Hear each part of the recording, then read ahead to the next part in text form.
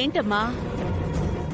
ఇప్పుడు నేను చెప్పబోయే నిజాలు వింటే మీరు నమ్మరు, కానీ నమ్మి తీరాలి.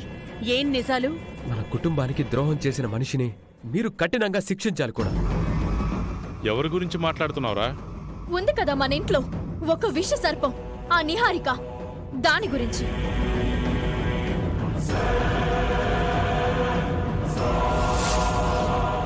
ఏం చేసింది?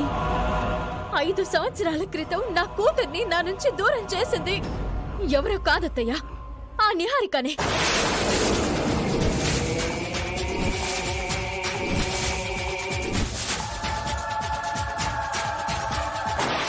ఆ రోజు నర్స్ మీరాతో మా బిడ్డను మాయం చేయాలని ప్రయత్నం చేసింది ఆ నిహారికనే అమ్మా.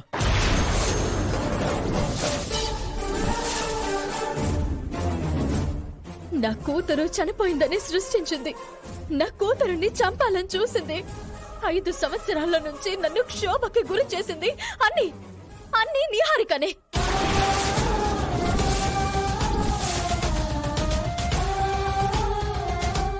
ఇంకా ఎన్ని దారుణాలు చేస్తుందమ్మా? అలాంటి మనిషి మన ఇంట్లో ఉండడం అవసరమా? మీరు చెప్పిందంతా నిజమారా? అవునక్క. నిహారిక ఏమైనా చేయగల సమర్థురాలు వసంత.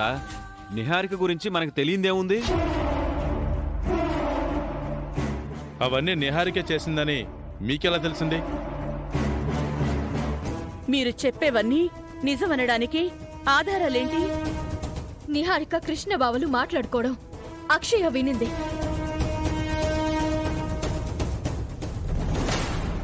అవును పెద్దమ్మగారు, వారు మాట్లాడుకుందంతా నేను కళ్ళారా చూశాను, చెవులారా విన్నాను కూడా.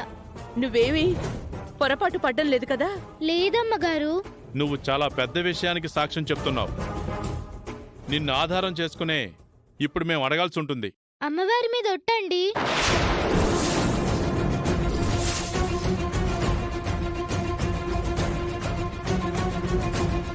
తనకు అపకారం చేసిన వారికి కూడా ఉపకారం చేయాలనుకునే గొప్ప మనసు అక్షయ్ది. ఇలాంటి విషయాల్లో పొరపాటును కూడా పొరపాటు పడదు.